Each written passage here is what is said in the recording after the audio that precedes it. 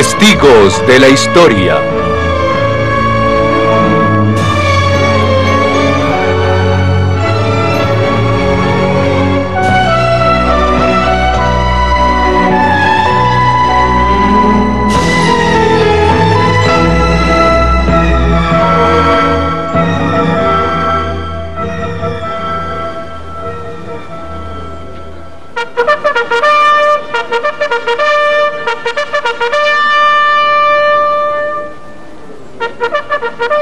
La Primera Guerra Mundial está llegando a su fin. Un soldado americano recuerda cómo se obtuvo la paz. En la mañana del 11 de noviembre de 1918, Harry se encontró conmigo a 100 yardas de la posición de la batería. Se acercó y me dijo: «Mira, McKinley». Tenía un pedazo de papel blanco, casi tan grande como su mano, que decía: «Cesar fuego en todos los frentes».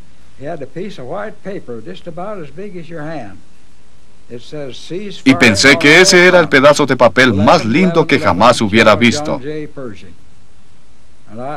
Es imposible describir las palabras, los sentimientos de los hombres, no solo los míos, sino los de los demás. Un momento estábamos matando gente y al siguiente llegaba la paz por primera vez en 4 años. 4 años que parecían 4 minutos y alguien dijo: «¿Por qué no nos vamos a casa?».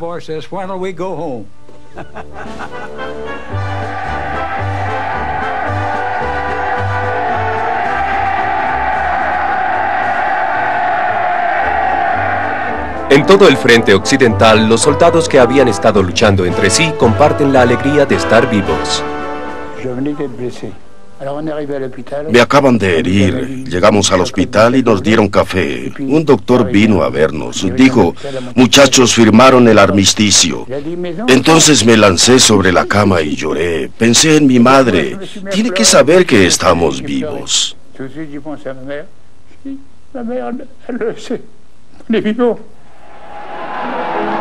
And when the fighting is over and the war is won, and the flags are waving free, when the bells are ringing and the boys are singing songs of victory, and when we all gather round. Mientras celebran, las multitudes esperan que el mundo haya aprendido una lección y que la paz haya llegado para quedarse.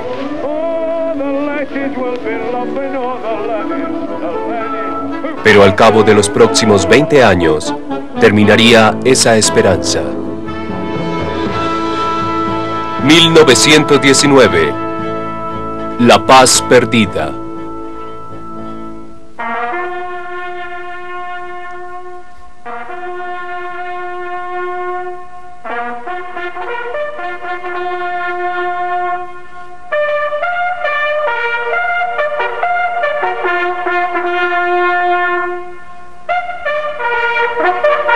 La guerra bañó de sangre al nuevo siglo.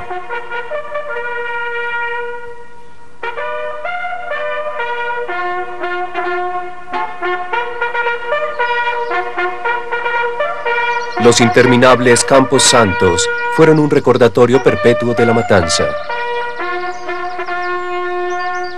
9 millones de hombres recibieron la muerte por tácticas en las que los comandantes desecharon la vida de muchos a cambio de unas cuantas yardas de terreno.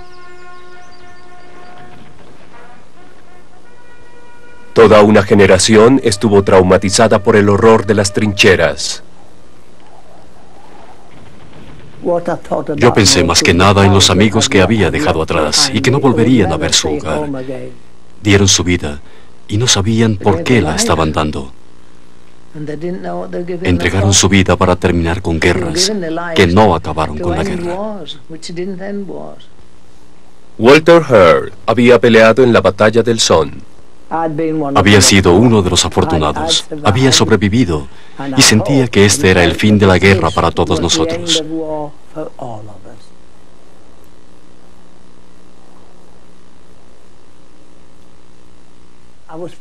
Estaba agradecido por estar en casa. Estaba agradecido de que mi hermano también estaba vivo y de que ninguno de los míos había sufrido por culpa de la guerra. Pero sentía pena por los que sí habían sufrido, y especialmente por nuestro pueblo que había perdido a sus muchachos. Él tenía 20 años en ese momento. Todos los combatientes sentían la misma emoción, independientemente de si su bando había ganado o perdido. En Múnich, Karl Nager veía regresar a las tropas alemanas. Fue un alivio para toda la nación que hubiera terminado la guerra. Tuvimos que esperar y ver cuáles serían las consecuencias. De chico me alegraba tener a mi padre en casa, que la familia estuviera junta, y contábamos con él para que la vida familiar retornara a su normalidad. Él esperaba nunca tener que luchar como su padre.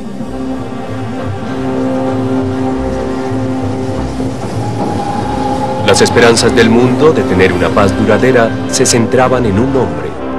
Cuando el presidente Woodrow Wilson llegó a la conferencia por la paz que tendría lugar en París, fue aclamado como un nuevo Mesías.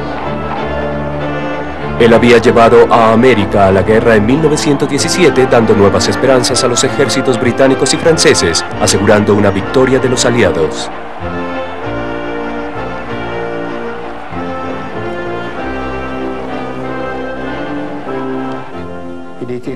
Se puso de pie y saludaba con su sombrero a izquierda y derecha. Era muy educado. Todo el mundo gritaba ¡Viva América! Sabíamos que eran nuestros salvadores. Así que verdaderamente él fue aclamado en París y todo el mundo estuvo presente. Había un ambiente de mucho patriotismo porque habíamos ganado la guerra.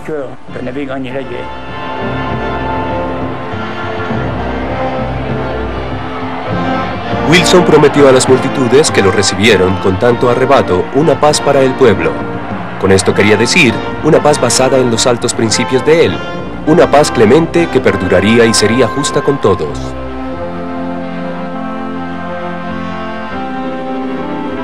Otros líderes como Lloyd George de Inglaterra y Francis Clemenceau de Francia tenían un sentido menos idealista de lo que sus pueblos querían. Sabían acerca del clamor popular para tomar una revancha contra Alemania.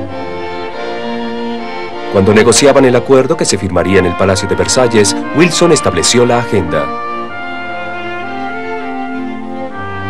Él deseaba que la autodeterminación y la democracia fueran los principios que los guiaran. Una organización absolutamente nueva, la Liga de las Naciones, tenía por objeto lograr la justicia entre los países. Se firmó el acuerdo en el Gran Salón de los Espejos. Pero para asegurarse de que Alemania no podría volver a amenazar su seguridad, Francia insistió en que los alemanes quedaran en desventaja al tener que pagar en compensación el costo total de la guerra. Se citó a los representantes alemanes. Sin opción para negociar, se vieron forzados a aceptar su culpa y a firmar un acuerdo punitivo.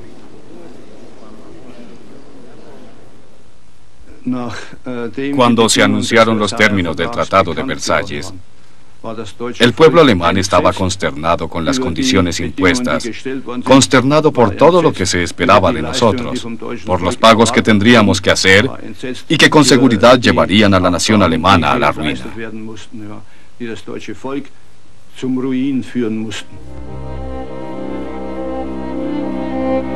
Este tratado, estableciendo la Liga de las Naciones, programando las compensaciones de la guerra, volviendo a marcar las fronteras, tenía por objeto evitar que volviera a haber una guerra.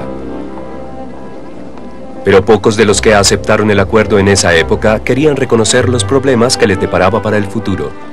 Por el momento, los vencedores podían ignorar la ira de los alemanes, pero el resentimiento alemán crecería.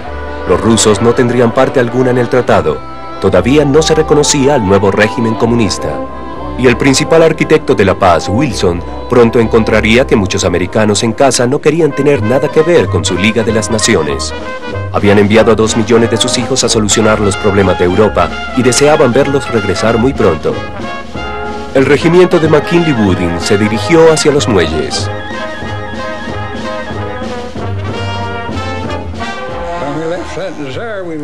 Cuando salimos de San Nazar, todos estábamos en los barcos camino a casa.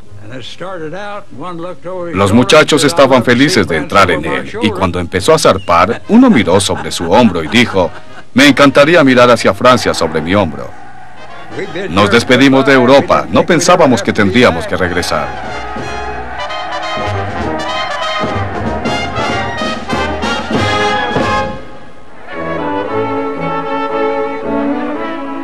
Los soldados británicos que regresaban también estaban contentos de dejar tras ellos el continente europeo. Walter Hare llegó a casa en Yorkshire.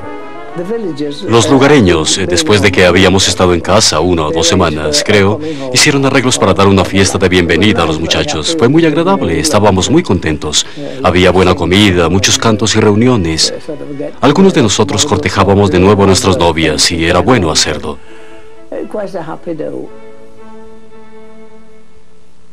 Después de Versalles, Europa estaba transformado. Hasta 1918, Alemania había dominado al norte de Europa desde Berlín y el imperio austrohúngaro se extendía desde Viena. Ahora, Alemania era mucho más pequeña y el imperio austrohúngaro se estaba desintegrando. Los años 20 fueron una primavera de naciones en la que desaparecieron 3 imperios y nacieron 9 países nuevos, cada uno de ellos con su propio orgullo.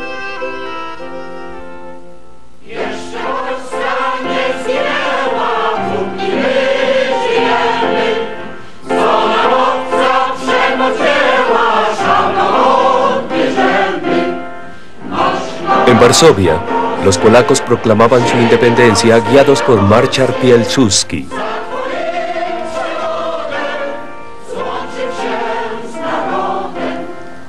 El resurgimiento del pueblo polaco en una nación independiente fue un triunfo para los anhelos nacionalistas y la realización de un sueño.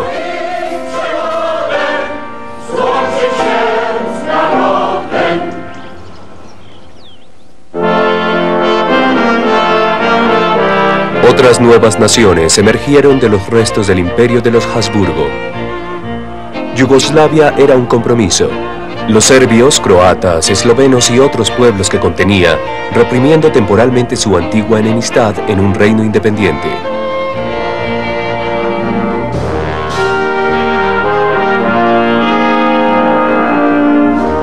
En Praga se proclamaba una república de Checoslovaquia. Hasta entonces, los checos habían sido súbditos de Austro-Hungría.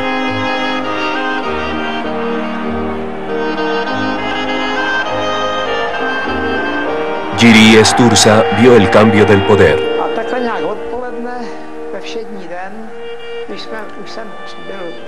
Era una tarde de la semana. Había regresado del colegio y mi tía me llevó a la calle principal.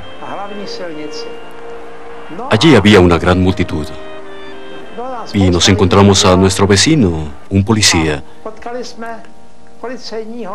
Este le preguntó a mi tía: señora, ¿ya oyó las noticias? No, no las he oído. Pues ya no tenemos al imperio austríaco. Tenemos nuestro propio estado.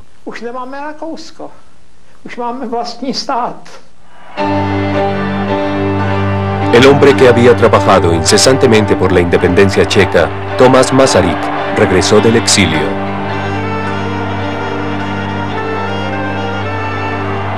Masaryk creía que la democracia podría unir a todos los pueblos de Checoslovaquia, incluyendo a los que hablaban alemán en la región de los Sudetes, cerca de la frontera alemana. Su nieta estaba en la estación. Había mucha gente. Todos gritaban y se abrazaban con júbilo. Sollozaban. Desde luego yo tuve que preguntar: ¿por qué sollozas si todo el mundo está tan contento? Y ella me dijo una única palabra: somos libres.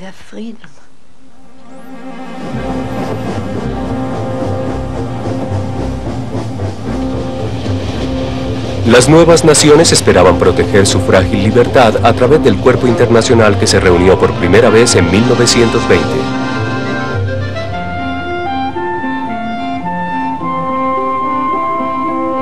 La Liga de las Naciones sostuvo su primera reunión en un hotel suizo. Sus partidarios compartían una creencia optimista de que una nueva era de relaciones internacionales estaba comenzando. No les preocupaba el hecho de que los americanos no estaban allí, que el Congreso hubiera rehusado reunirse y que los rusos y los alemanes tampoco fueran miembros. Creían que la Liga podría reemplazar el malo y antiguo mundo de la diplomacia secreta con la discusión abierta. La opinión pública siempre sería escuchada. Los países débiles serían oídos al igual que los fuertes.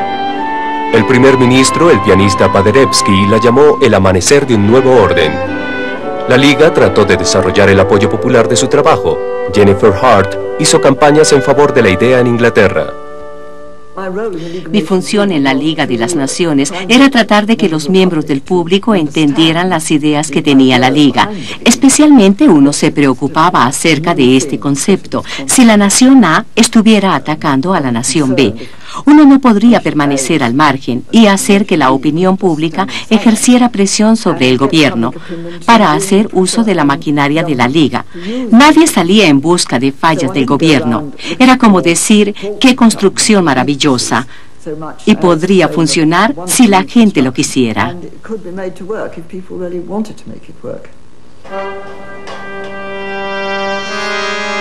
Muchos veían el desarme como primera prioridad.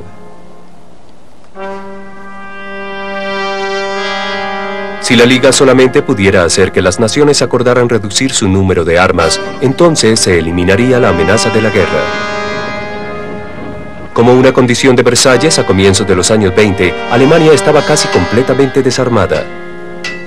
No obstante, Inglaterra, los Estados Unidos y el Japón habían acordado limitar su armada. Constantemente se posponía la tan esperada Conferencia Mundial de Desarme. Pero la Liga de las Naciones empezó a poner en práctica otro ideal wilsoniano, la autodeterminación. Por primera vez, algunas minorías tuvieron la oportunidad de elegir en qué país deseaban estar.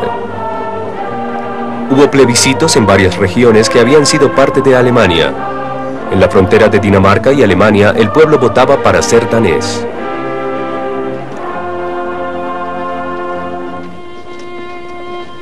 Pero por cada ganador había perdedores. Cada resultado creaba una nueva ola de refugiados. Aunque ganaron su plebiscito, los voceros alemanes en parte de la nueva frontera polaco-alemana fueron sacados de sus casas y de todas formas los polacos les arrebataron su territorio.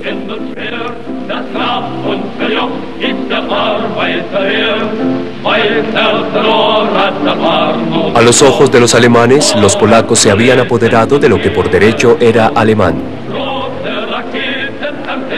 La sensación de que los habían robado únicamente aumentaba su resentimiento. Habían visto cómo se reducía su territorio. Se les había forzado a reponer el costo de la guerra en cuotas que podrían durar hasta 1988. Y su economía pronto se vio debilitada por la hiperinflación. Los precios subían diariamente.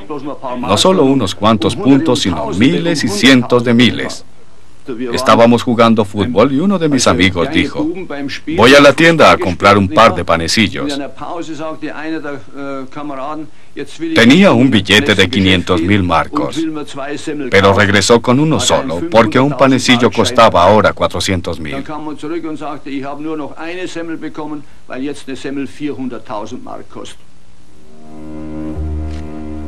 Si uno no podía gastar rápidamente poco dinero en comida, entonces sufría de hambre. La economía alemana siguió débil. Entonces, fue devastada por la depresión que siguió a 1929. Había más de 6 millones de desempleados. Los alemanes culpaban de sus problemas a la paz impuesta. Temo que no sentía ninguna piedad por ellos, porque era gente de Alemania. Los alemanes empezaron la guerra, así que merecían sufrir. Nosotros no la habíamos iniciado y no debíamos sufrir por algo que no tenía nada que ver con nosotros. Lo que me preocupaba era regresar a la vida normal y olvidar a Alemania.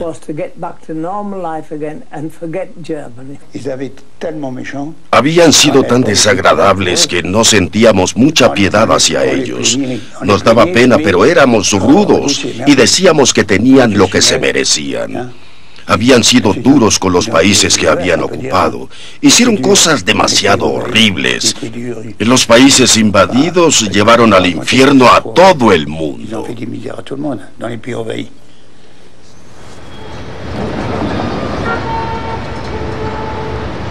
Tanto para los franceses como para los británicos, el término perdonar tenía poco que hacer en el ánimo del público de la época.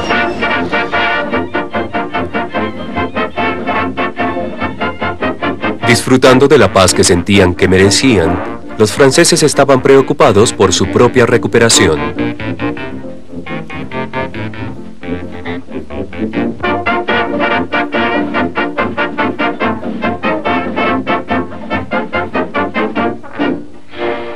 El París de la posguerra, con grandes bandas como Gregor y sus Gregorianos, tenía un espíritu propio.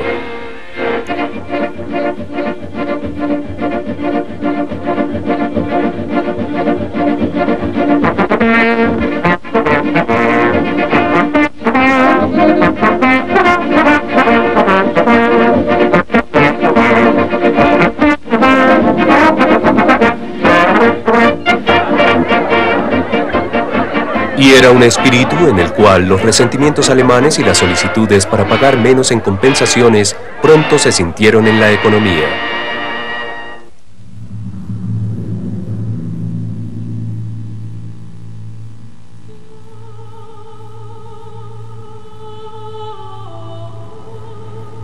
Cuando 10 años después de la guerra se realizaron grandes actos conmemorativos en honor de los muertos, el pueblo recordó la carnicería.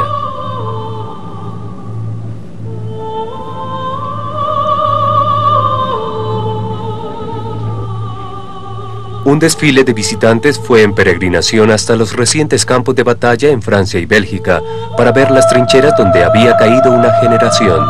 La guerra todavía invadía las mentes de quienes habían luchado en ella. Algunos de los sueños en ocasiones eran muy horribles. Pensaba en eso, soñaba con eso, atravesando las alambradas de púas.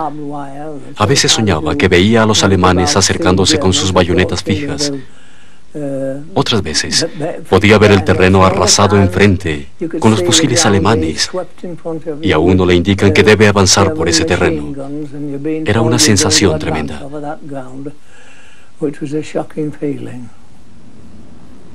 Una nueva ola de novelas y películas revivían la sensación de horror. En la cinta, Sin novedad en el frente, los soldados rasos comentaban los absurdos de la guerra. ¿Cómo inician una guerra? Pues un país ofende a otro. ¿Cómo podría un país ofenderlo? ¿Quieres decir que hay una montaña en Alemania que se enoja con un campo de Francia? Guerra, estúpido, es cuando unas personas ofenden a otras. Ah, eso es. Yo no estaría aquí por nada del mundo. No me siento ofendido. No se aplica a vagos como tú. Me podría ir a casa ahora mismo. Solo inténtalo. Las películas antiguerra aumentaban la impaciencia del público por el desarme. Cuando la Liga de las Naciones finalmente arregló la Conferencia Mundial de Desarme para 1932, crecieron las expectativas.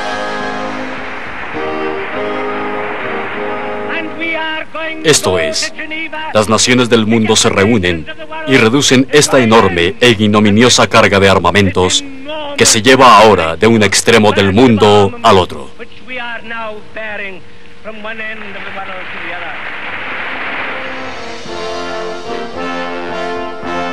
En Ginebra, la conferencia recibió cantidad de peticiones recogidas en todo el mundo.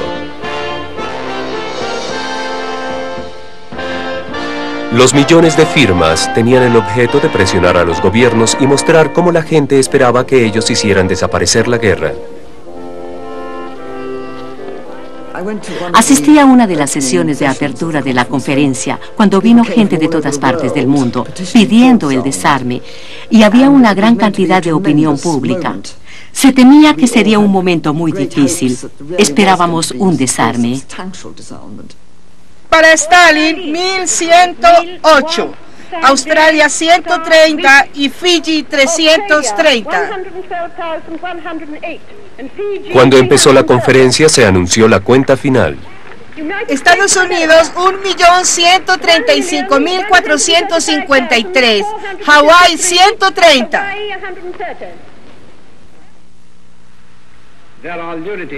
En todos los países hay lunáticos. Realmente deseamos el intento de organizar que la paz se abandone.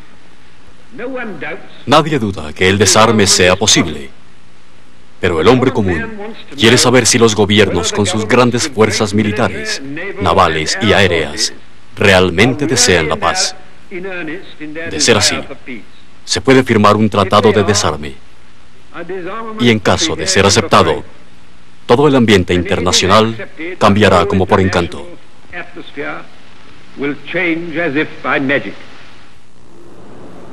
Pero el idealismo internacional chocó con el viejo estilo de intereses individuales. Al llegar a Nueva York, el primer ministro de Polonia, Paderewski, explicó el problema. ¿Cuál es su opinión acerca del desarme y el reciente esfuerzo para eliminar las posibilidades de guerra?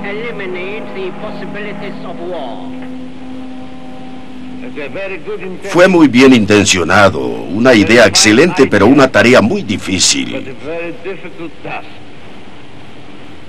Todo el mundo espera que el otro se desarme, pero ninguno está preparado para desarmarse.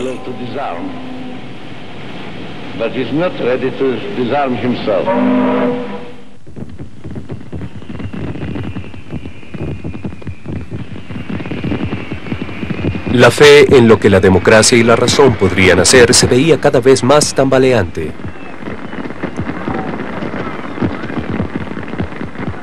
Los alemanes, resentidos aún por el trato recibido, llevaron un nuevo líder al poder, Adolfo Hitler. Karl Nager, quien ahora se entrenaba para ser policía, lo vio en Múnich. Yo me encontraba entre la multitud cuando Hitler pasó en su auto.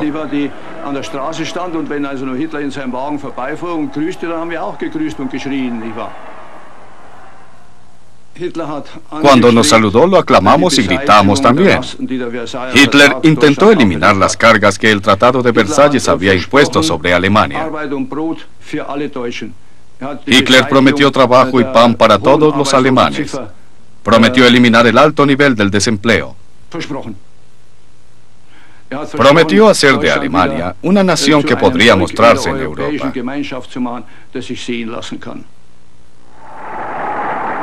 Los italianos, igualmente insatisfechos con la paz, recibieron la misma seguridad. Mussolini les prometió un nuevo imperio romano.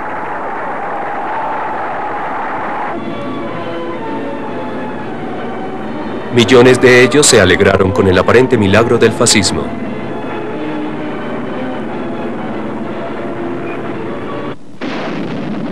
En 1935, las fuerzas de Mussolini invadieron Etiopía.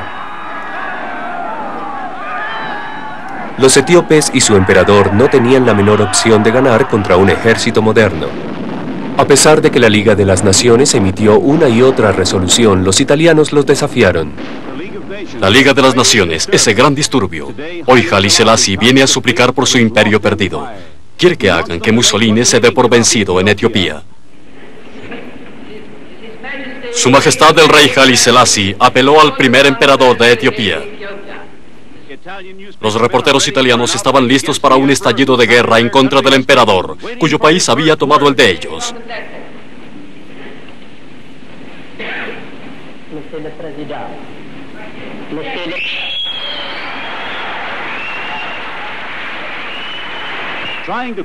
Tratando de sofocar los disturbios, se apagaron las luces. Los perturbadores del orden fueron arrestados y él pudo hacer su apelación. Debo luchar hasta recibir ayuda de mis aliados. Y si no llega nunca, yo les digo sin amargura, Occidente perecerá.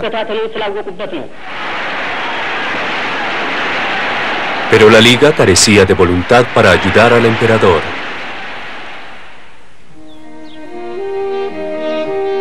El hecho de no haber salvado a Etiopía ocurrió justo cuando la Liga se mudó a nuevas oficinas, un monumento al sueño de Woodrow Wilson. Se decía que el magnífico edificio había sido especialmente diseñado para hacer la paz. Pero mientras tanto la Liga había sido retada por la invasión de Mussolini a Etiopía, así como por la toma de Manchuria por el Japón. América todavía no era miembro. Alemania había sido admitida, pero Hitler la había vuelto a sacar. En una película hecha para obtener el apoyo del público, un oficial enumeraba la acumulación de trabajo. El Consejo o la Asamblea se encargan de los problemas políticos. Y para este fin, la sección política prepara el trabajo y toma las decisiones. He aquí algunos problemas recientes. La disputa sino-japonesa, las disputas de Etiopía e Italia, las disputas de Lititia, los problemas de Danzig, el establecimiento de los asirios, los plebiscitos del zar y la devolución de los territorios de Alemania.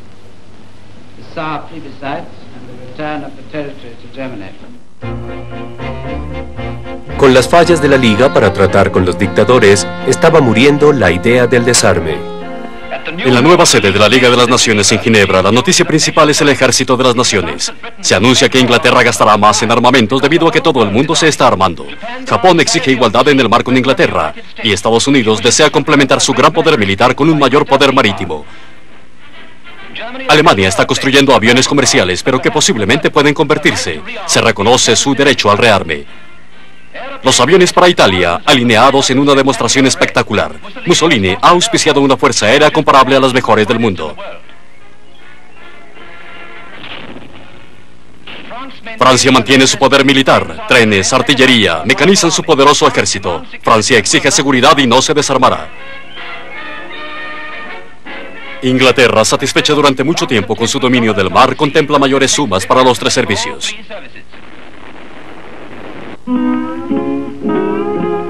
Únicamente Estados Unidos se mantuvo fuera de la nueva carrera armamentista. The cattle prowl and the coyotes howl out on that great divide. I never done no wrong, just singing. McKinley Woodin era ahora un granjero en Texas. Estaba en el negocio de alimentos y granos todo el tiempo. Además teníamos mucho ganado. Teníamos el lote mejor alimentado del condado. La gente pensaba que el mundo estaba en paz y nos alegrábamos de que así fuera.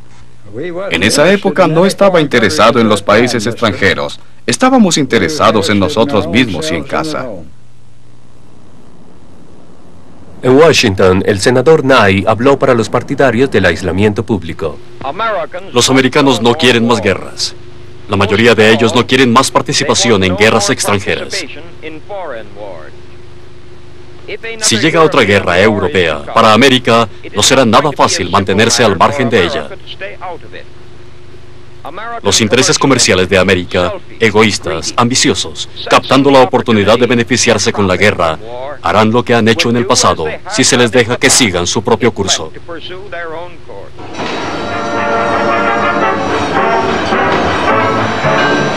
En Europa, cada día aumentaba el miedo a una nueva guerra. Winston Churchill, en ese entonces un observador externo, participó en una serie radial acerca de las causas de una guerra. Me temo que si miran resueltamente lo que se vislumbra hacia Gran Bretaña, verán que la única opción que nos queda es la misma que nuestros antepasados enfrentaron. Es decir, si nos sometemos o si rechazamos. Pero ¿es eso verdad? No hay duda de que esa es la verdad.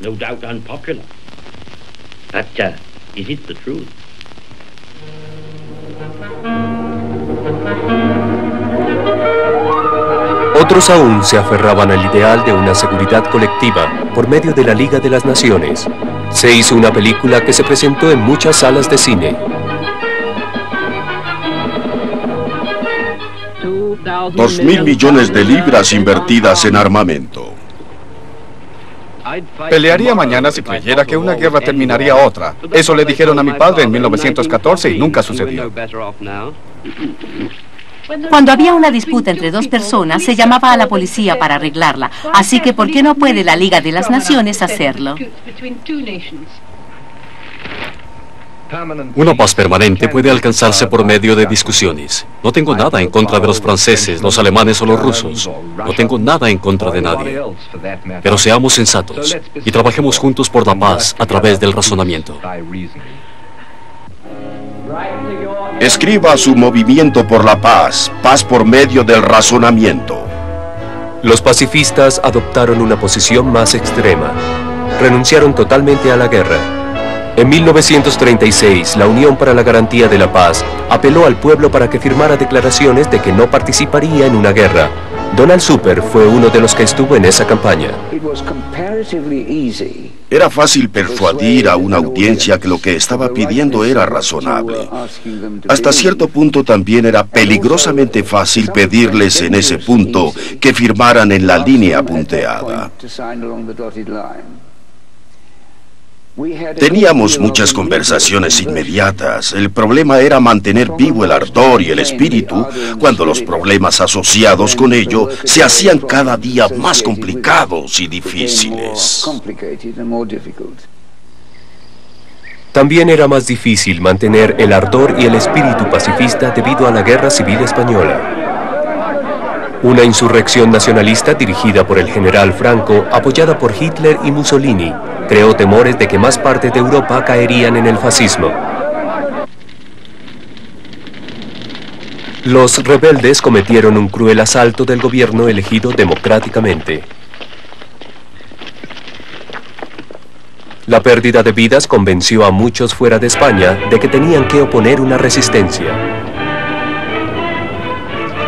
Miles de voluntarios, muchos de ellos comunistas, se apresuraron a unirse a la Brigada Internacional y luchar contra el fascismo. Pero para entonces era Hitler quien emergía como la mayor amenaza para la paz. Empezaba a realizar nuevamente el mapa. Desde que se firmó el Tratado de Versalles en 1919, hubo solo unos cuantos días trascendentales en la historia de Europa. Hoy llega otro gran momento, cuando finalmente las fuerzas de Hitler llevan la expansión nazi traspasando las fronteras hasta la tierra que lo vio nacer. Todo lo dicho acerca de la mejor manera de evitar la guerra se venía abajo con las acciones de Hitler. Karl Naggert se había enlistado en el ejército alemán. Me senté en mi caballo muy cerca de la frontera. A las 8 se levantó la barrera. Nuestro ejército marchó hacia adelante con tambores. Una multitud de austriacos se encontraba más allá de la frontera con banderas, con la esvástica nos recibieron cantando a voz en cuello. Un pueblo, un imperio, un caudillo.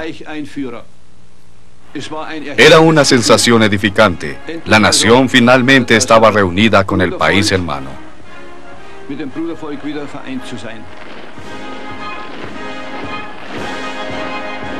No obstante, Versalles expresamente prohibía la unión.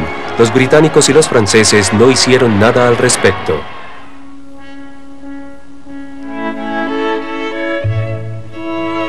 La nueva vecina de Alemania, Checoslovaquia, siguió siendo el estado más poderoso de los creados después de 1918. Con un gobierno demócrata, era una verdadera hija del Tratado de Versalles que unía a los checos, los eslovacos y a quienes hablaban alemán bajo una misma bandera. Praga era la floreciente capital de un país que tenía la economía más fuerte en Europa Central, basada en la industria del antiguo imperio austrohúngaro. Pero los checos se sentían cada vez más amenazados. Sabían que ahora estaban en la mira de Hitler, como un país en el que, como él lo veía, los eslavos regían a los alemanes. Cuando Hitler dijo que el territorio de los Sudetes debería volver a formar parte de Alemania, los checos se mostraron desafiantes.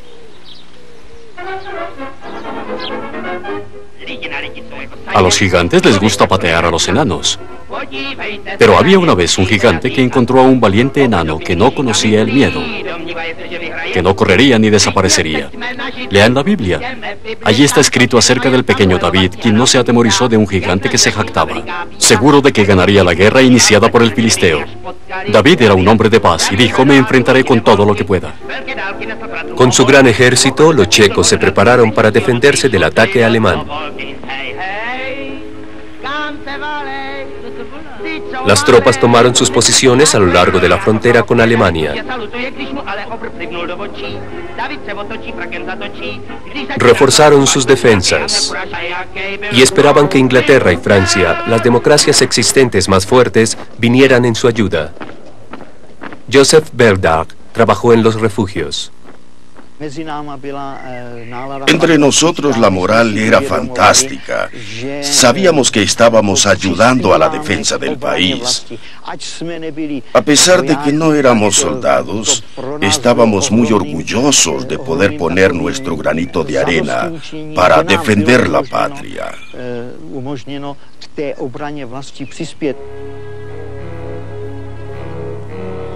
La Liga de las Naciones ahora se mostraba irrelevante. Inglaterra y Francia decidieron solucionar el problema con Alemania y llegar a un acuerdo. El primer ministro inglés hizo varias visitas a Hitler. Las muchedumbres británicas se regocijaron cuando Chamberlain regresó de Múnich.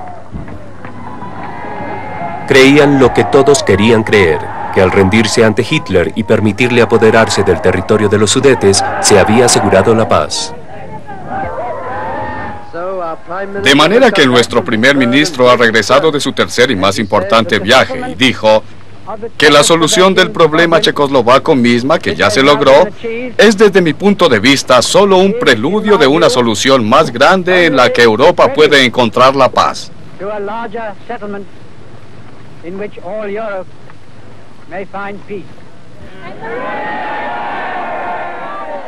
Esta mañana tuve otra plática con el canciller alemán Adolfo Hitler. Y he aquí este papel con su nombre y el mío.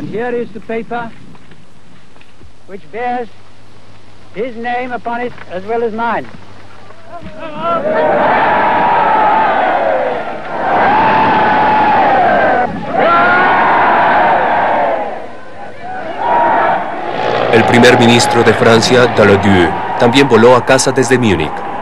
Pensaba que el convenio era un preludio de la guerra, no de la paz, y que Hitler no quedaría satisfecho. Etienne Kruitschonel estaba con él.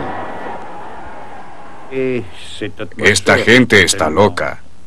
El ambiente era muy agobiante cuando llegamos a Le Bourget.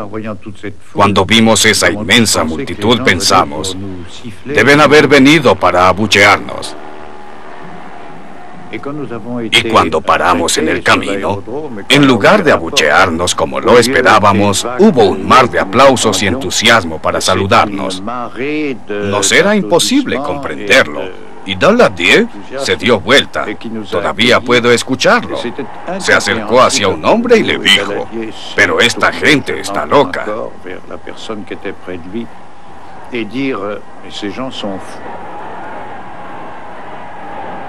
El punto álgido de las ilusiones. El pueblo de Francia e Inglaterra estaba entusiasmado y aliviado. Pero los checos se sentían traicionados. La Liga de las Naciones no hacía nada por ellos.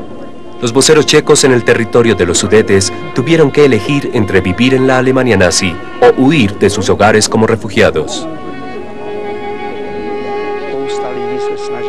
Mucha gente se estaba marchando y estaban terriblemente angustiados porque no tenían idea de qué les ocurriría. Se vieron sobrecogidos por la desilusión. Maldecíamos a nuestros aliados occidentales, especialmente a los franceses y a los ingleses.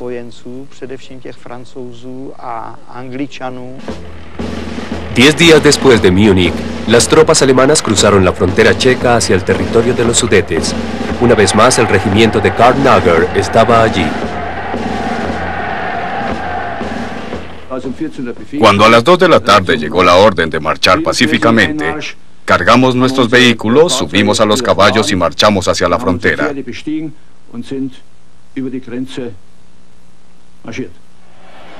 Los alemanes sudetes ya habían corrido hacia la frontera. Nos recibieron con júbilo y lágrimas en los ojos.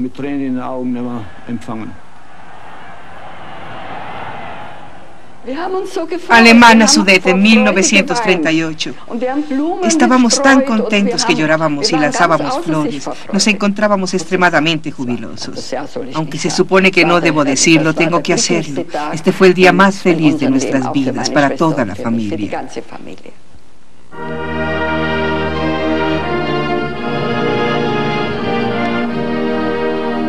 Ese otoño, los checos celebraron el aniversario de su independencia con la sensación de que había un presagio.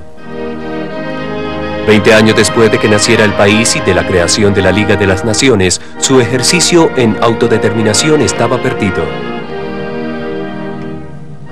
En marzo de 1939, los alemanes invadieron el resto de Checoslovaquia y ocuparon Praga. Jiří Stürza, quien había visto salir a los austriacos en 1918, vio llegar a los alemanes. Esa mañana nuestro tío vino hacia nosotros y dijo: esos bastardos marcharon hacia Praga. Praga está ocupada por el ejército alemán. Fuimos a la ciudad y vimos los vehículos armados alemanes y el ejército alemán estaba ahí. ¿Qué podíamos hacer? Nada. No podíamos luchar contra ellos con las manos vacías.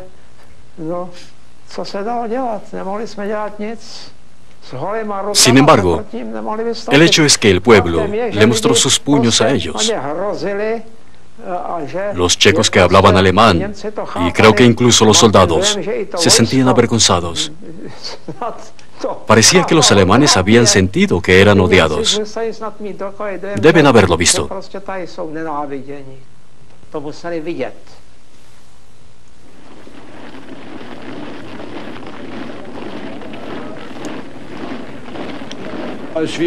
A medida que avanzábamos hacia Checoslovaquia nos amenazaban, cerraban sus puños.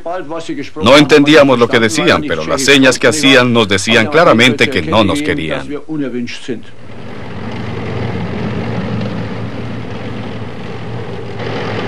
La nación independiente nacida en 1919 había dejado de existir. Hitler había ocupado ahora un país vecino sin siquiera simular que estaba reuniendo al pueblo alemán. En esta hora histórica, el destino de Europa y quizás el del mundo entero tiembla en el aire. El mapa de Europa, que ha sido cambiado tan despiadadamente durante los recientes años de la llamada paz, se ha convertido ahora en un asunto de interés vital para todos y cada uno de nosotros. Austria y Checoslovaquia, para no mencionar a Abisinia y Albania, habían cambiado de manos con una facilidad sorprendente. A través de este tiempo, Inglaterra se ha aferrado tenazmente a su esperanza de que no existe ningún problema que no pueda solucionarse mediante la negociación pacífica. Si el canciller del Estado alemán hubiera compartido esa opinión, no habría sido necesario que Inglaterra se alzara en armas y gritara deténgase. Era preciso detener la agresión. Los alemanes no se detuvieron y ahora, en el verano de 1939, toda esperanza de solucionar los problemas por medio de la negociación se había ido. Así es como se hacen a un lado las fronteras. Así es como el odiado Tratado de Versalles trató de separar a los compatriotas alemanes del Imperio alemán. En septiembre de ese año, las tropas alemanas invadieron Polonia. Karl Nager llegó a la última etapa de su viaje a la guerra. El 1 de septiembre a las 4 de la mañana nos preparamos para atacar.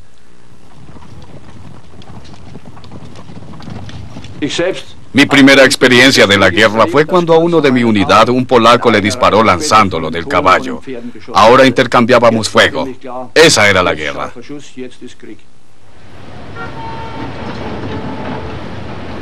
Cuando noticias de la guerra llegaron a Estados Unidos, la mayoría de los americanos aún sentía que ese no era su problema.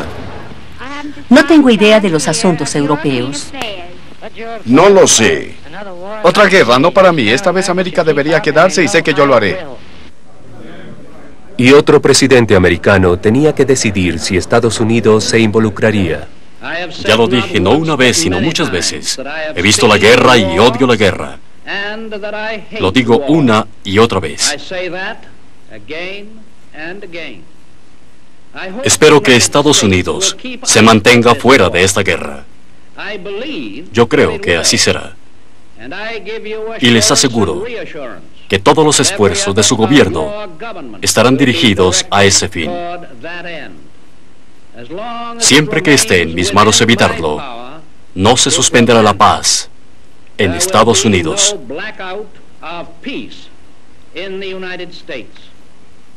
Ese otoño, todos los hombres jóvenes de Europa iban a la guerra. Esos hombres de 20 y 21 años recibieron su notificación para prestar servicio antes de la declaración de la guerra. Son un buen grupo de hombres, listos y dispuestos a cumplir con su deber en el arduo trabajo que les espera. Su primera experiencia en el ejército es recibir una cantidad de equipo y un corte de cabello perfectamente hermoso. Walter Heard, quien había luchado en el Somme, tenía ahora un hijo de 16 años. Cuando vi que había otra guerra, me sentí bastante deprimido. Pensé que habíamos desperdiciado el tiempo. Estaba más preocupado porque mi hijo estaba creciendo y pronto llegaría a la edad militar. No es justo que yo hice mi parte, y ahora mi hijo debe ir a hacer lo que nosotros no hicimos.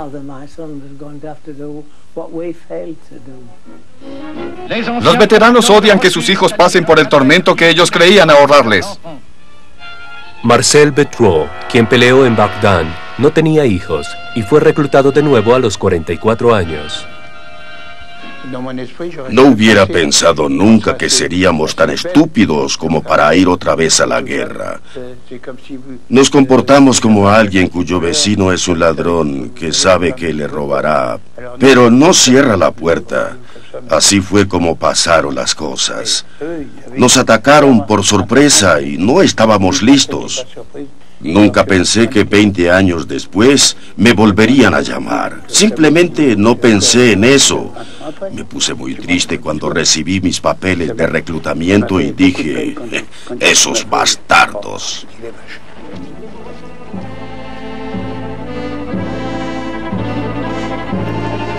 Había fracasado la nueva organización internacional diseñada para asegurar que no habría más guerras.